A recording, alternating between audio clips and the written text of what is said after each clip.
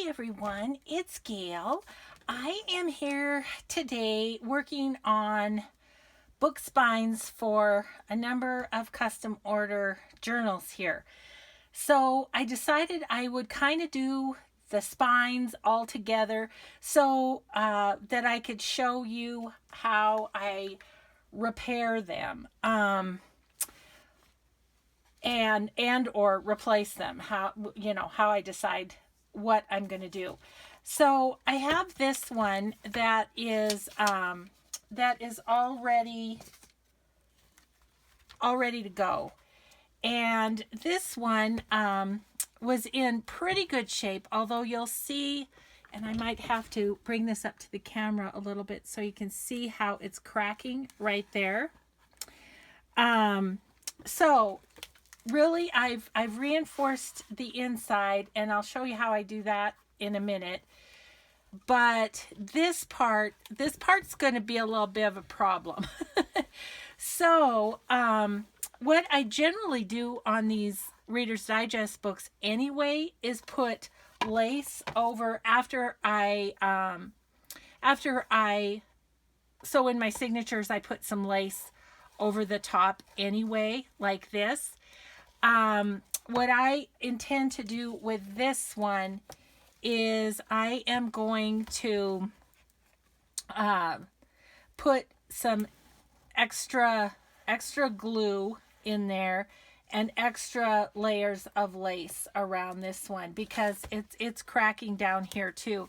These are old. These are, well, and there it's cracking there too. So I don't know. I may totally redo this one. Or I may wrap some fabric around it. I think that's what I'm going to do, actually, is wrap fabric around it prior to sewing in the signatures. So that's what I think I'll do with that one, because the inside is ready to go, as you can see. So I think that's what I'm going to do with that one, is go ahead and wrap fabric. Then once I sew in the signatures, if I want to, I can put the lace over the top of the fabric. So I need to find some fabric for this one. So we're going to set this one aside, and at least we've got a plan on it, and we'll see how long this video goes, and maybe we'll get that done. Okay, so I grabbed these books to start working on. And I thought, well, I'll go ahead and remove the pages. Well, I removed the pages from this one and the cover completely fell off. So there you go. There's repair needed on that one. So at first, it was just kind of breaking up at the top here. Can you see that? That was happening. So that's what these little pieces are. And I saved them thinking maybe I could save the cover. But for this one, since it's completely off, I think what I'm going to do is the exact same procedure I do for my little golden books. And I'm just going to replace the spine with some chipboard and rebuild it, because yeah, this just is beyond repair. So I'm going to cut down the cover with these are some heavy duty scissors that are Fiskars that are they cut through metal and everything. So they're great for things like this. So I'm just going to clean up the edges on this one, and then I'm going to save this edge. I'm thinking maybe I can do something with like a bookmark or something with it, because it's pretty. I mean, look at that pretty pink that it is. It's nice. I like it. But yeah, so I'm going to save it, but it just is not working as a spine. It's just not going to be sturdy enough. So I'm just going to start over with this spine.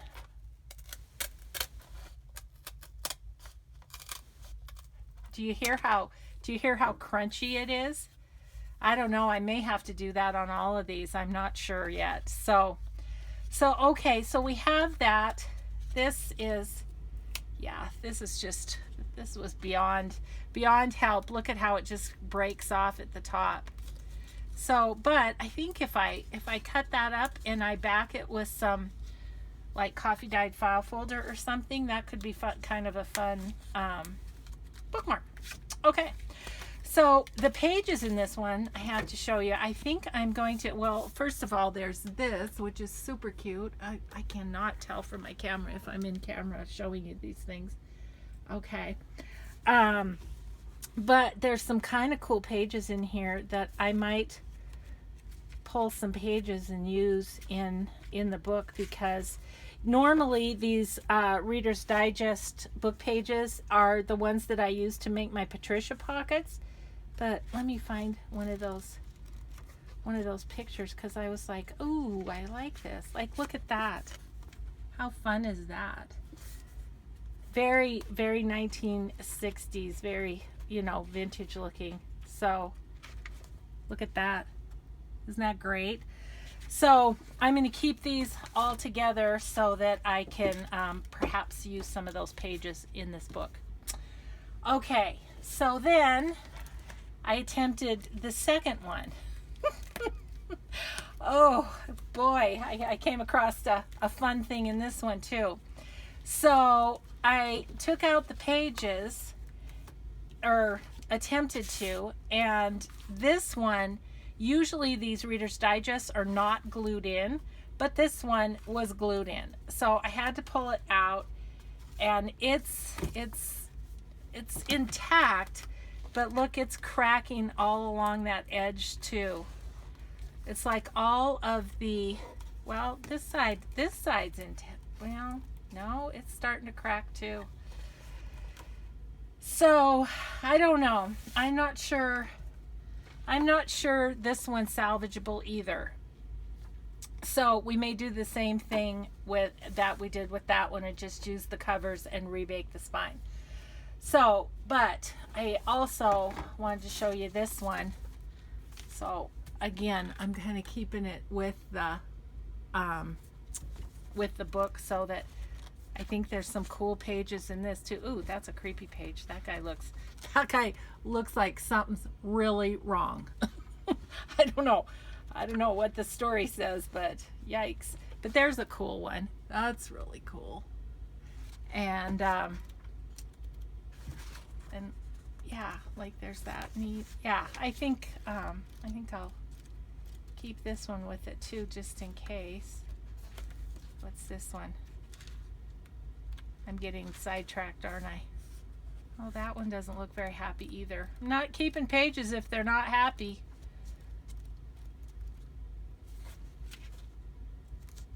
That's kind of fun. So anyway, we'll look at that one in a minute. But let's go on to this one. So this one has the best edges so far. We'll see if they stay that way as I cut this out. This one I didn't cut out because though many of you have probably seen me do this before, some may not have, and I thought I might get questions, so I thought I'd just do this one while we're together. So I just take a utility knife and slide it down the cover, being very careful not to cut the spine. So this one didn't appear to be glued, so that's good news. Oh, I couldn't believe it when that one was stuck so hard. Yeah, see, this one comes right up. Normally this is how they are, so I was really surprised that one was just super glued to the edge.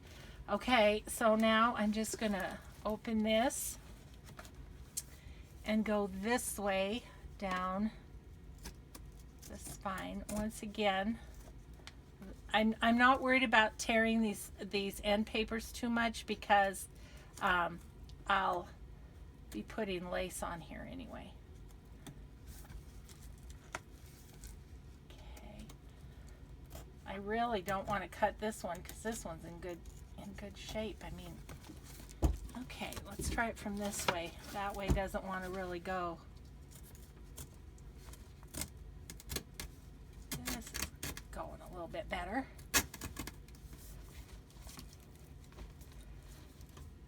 So, yeah, we can clean up any of the, clean up any of those little fuzzies once we are doing the spine. Okay, so this one is much better. There's a little bit of cracking right here, but it's not bad. It's not bad at all. So, okay. So I think I'll do this one in my normal repair process, and then we'll rebuild the spines of those other ones. But I'm just going to kind of clean up the ragged edges a little bit. Just a little bit. Paper's kind of stubborn even. Okay, that's probably okay. Okay, so just as you saw when I did the vintage book start to finish, when we started on the spine, I talked. We ended up building up the spine with some chipboard.